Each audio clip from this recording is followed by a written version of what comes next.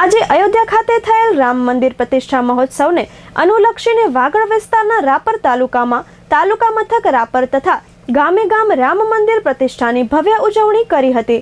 તાલુકા મથકે તથા ગ્રામ્ય વિસ્તારોમાં તમામ હિન્દુ સંગઠનો તથા વેપારીઓએ પોતાના ધંધા રોજગાર બંધ રાખી પાંખી પાડી હતી।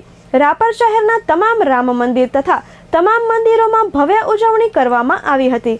બપોરે 12:30 વાગે મહાઆરતી, મહાપૂજા તથા અન્ય ધાર્મિક કાર્યક્રમોનું આયોજન કરવામાં આવ્યું હતું। તમામ મંદિરો તથા મુખ્ય બજારને શણગારવામાં આવી હતી।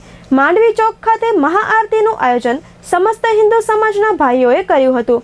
બપોરે 3:30 વાગે સ્વામિનારાયણ મંદિર ખાતેથી ભવ્ય શોભાયાત્રાનું આયોજન કરવામાં આવ્યું હતું। સાંજે દરિયાસ્થાન મંદિર ખાતે મહાઆરતીના કાર્યક્રમનું આયોજન કરવામાં આવ્યું હતું, જેમાં તમામ સમાજના લોકો જોડાયા હતા। શંકરવાડી રામ મંદિર, મોટાવાસ રામ મંદિર સહિતના તમામ રામ મંદિર ખાતે ભવ્ય કાર્યક્રમનું આયોજન કરવામાં આવ્યું હતું।